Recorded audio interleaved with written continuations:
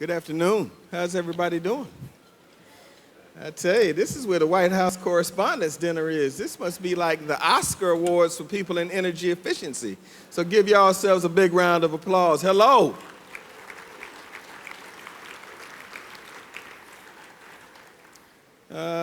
I could not be more excited to join all of you because of the amazing work that you all have been doing every single day. I would like to personally extend my thanks to the Department of Energy for the invitation to address the Better Building Summit.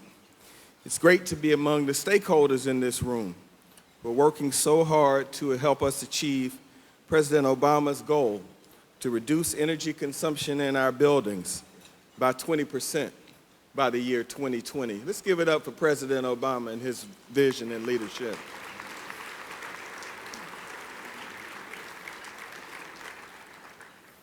I want to thank David Friedman, the Principal Deputy Assistant Secretary in the Office of Energy Efficiency and Renewable Energy, who is helping lead this initiative at the federal level, and his team. I'd also like to thank members of the Atlanta team who are here today. My leader of sustainability, Stephanie Stuckey-Benfield, the Director of the Office of Sustainability in the City of Atlanta. Our leader for Central Atlanta Progress, Juliet Apicella from South Face, who does important work on Atlanta's Better Buildings Challenge. I also want to thank Cody David, energy engineer at South Face, and Megan O'Neill for the City Energy Project. Would you all give them a round of applause so I can go home?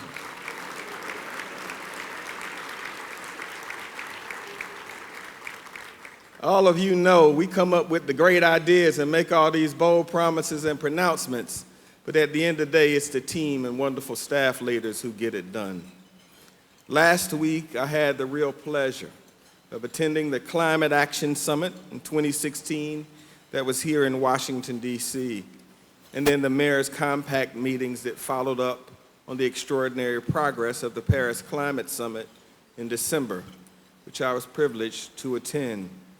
It was inspiring to hear from leaders like former Vice President Al Gore and to reconnect with mayors from around the world, including my friend Anne Hidalgo, the mayor of Paris, France, on that vital effort. You see, I believe that we are at a moment, and never before has the world's attention been so focused on the fight to address energy usage in an effective fashion and its impact on climate. You can see that manifested in many ways, including the incredible growth of this event over the last 3 years. As I was walking around talking to people, everybody says that every single year this event gets bigger and bigger and bigger. And when it comes to reducing energy use and its impact on our environment, it's exciting to see that so many initiatives that cities are leading the charge. And I really believe that that's where the action is going to occur again and again. As mayor of the city of Atlanta, it has been my top priority to make sure that Atlanta becomes a leading sustainable city and as a result becomes one of the most energy efficient cities in the United States of America. In 2011, it was my pleasure to be with Maria Vargas, the director of the Better Buildings Challenge, and the star of SWAT, a TV show. So we have our stars too. And on that day, I'm proud to tell you that I made the decision that we were going to join Maria's effort and that we weren't going to play small. We were actually going to try to lead. Well, I think part of the reason that I'm here today is because the city of Atlanta, in the heart of the South, now has more than 100 million square feet of buildings that have voluntarily joined the Better Buildings Challenge, and we are the #1 city in the United States of America in the effort to reduce energy consumption by the year 2020.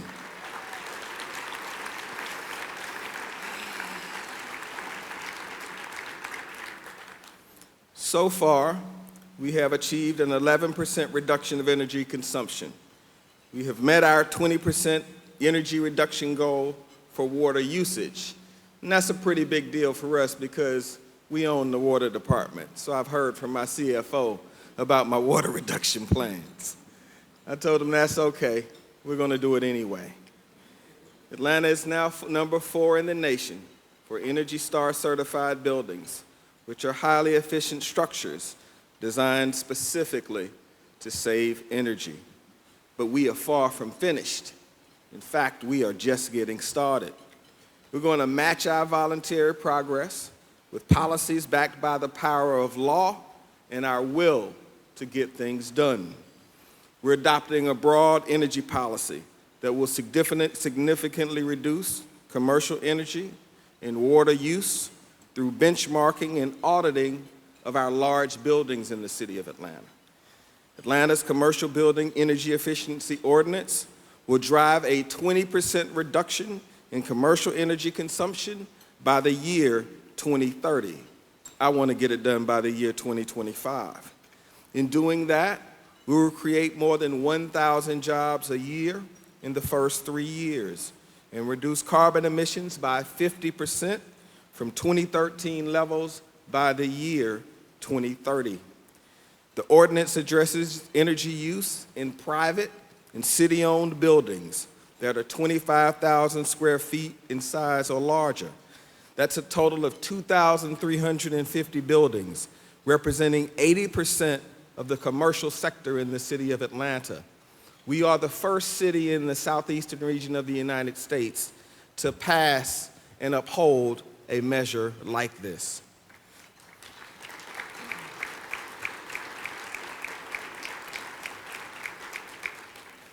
Participating buildings are being phased in.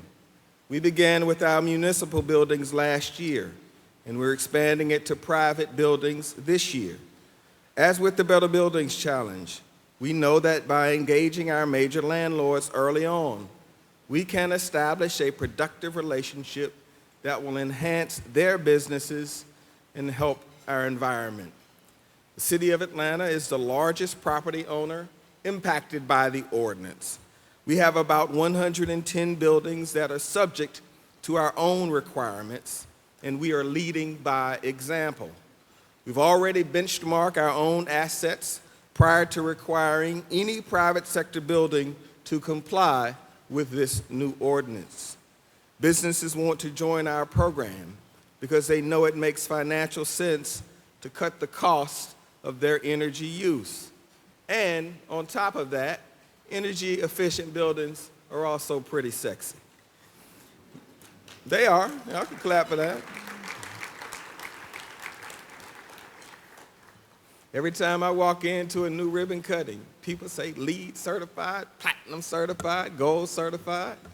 We're building a $1.6 billion stadium right now in the city of Atlanta, and one of the proudest things that's been on the mind of Arthur Blank is where we're going to end up in our LEED certification for that $1.6 billion stadium.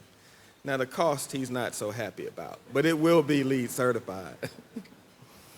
When our performance data from this initiative is made available to the public, we believe that the market will recognize our achievement, and that in turn will drive increased demand for high-performing buildings.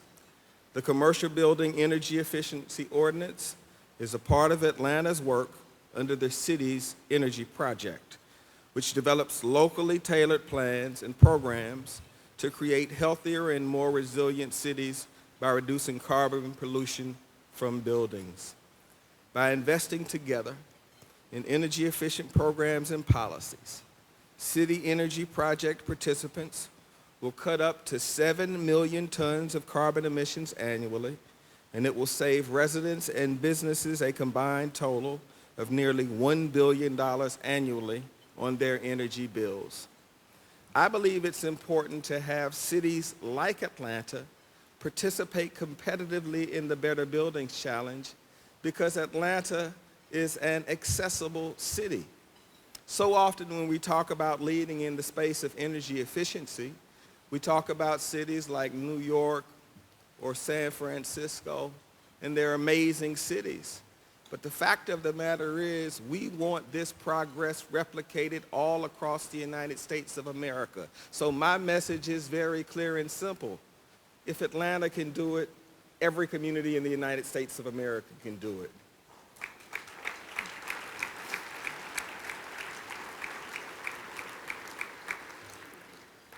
These public-private partnerships and policies have positioned Atlanta as a leader in the Southeast and the United States and earned us the title of the new capital of conservation by the U.S. Green Buildings Council.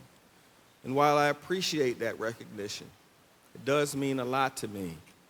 I know that there is so much more that we can and will do going forward.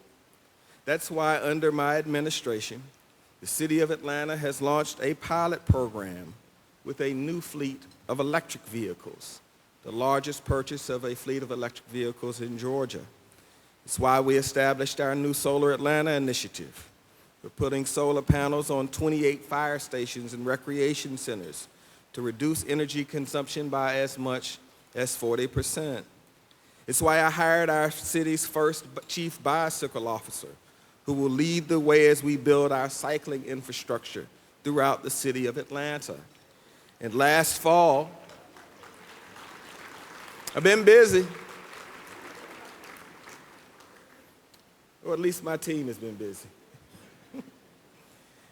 And last fall, we hired our first ever urban agriculture director. Y'all should have seen me going all over town explaining what in the world that was and why I needed to spend $1 million on it. By adding that position, Atlanta became one of only 4 cities in America to have a similar program. The fact of the matter is it's real simple. When I got this invitation to come and speak to all of you, the reason that I immediately said yes and wanted to be here today is because I believe that cities are where hope meets the street. And all of you work in this vital area. But the fact of the matter is, as we stand here today, 75% of our population is in America's metros. More than 65% of America's energy use is in its metros. So if we can change cities and empower cities and partner with cities, we have the greatest opportunity to move the needle the fastest. In the city of Atlanta, if you want to launch an initiative, if you want to be innovative, the only thing that you need is my support and the support of 8 members of the Atlanta City Council. Now, I would contrast to what you would have to do to get that kind of support with our federal partners, whom I love, right here in D.C. today. And so I tell young people all of the time, if you don't want to spend your life trying to change the world, invest part of your life in improving a city. So just think about that impact.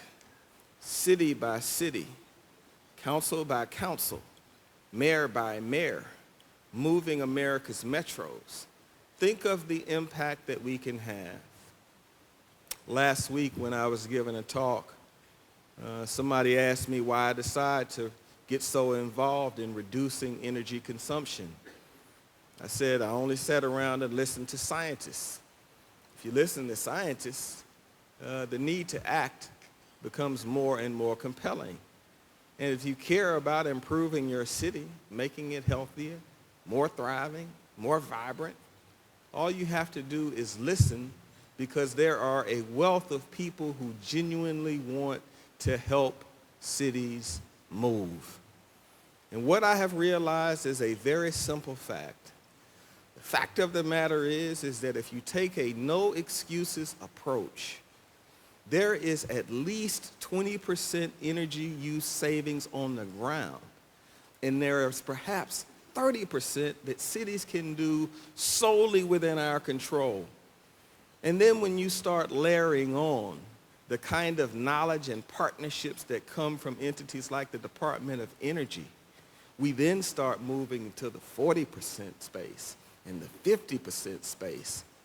And with that, we change every city in America, and we improve our world. Other folks asked me while I was walking around today, how'd you get Atlanta to move so fast? And here's what I'd say, somebody that's been doing the job of mayor a while.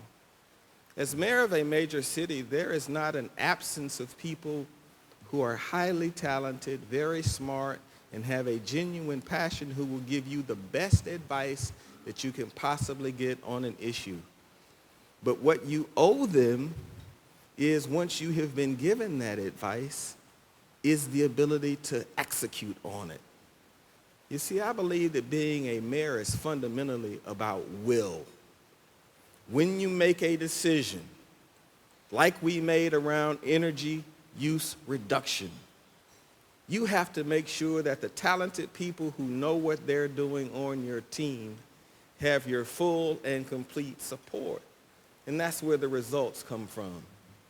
So I wanted to be here today to tell you in no uncertain terms, the mayors that I know are all in. And if we move the 50 major metros in the United States of America, and if we galvanize mayors around America in partnership with our amazing federal partners, NGOs, and our private sector partners, we're going to make more progress in the next 10, 15, certainly 20 years than we made on this issue in the last 40. And that will be worthy of our energy, our effort, and our devotion. Because my father always tells me, whenever I face hard times, get back in there, be convicted, because passion never fails. God bless you.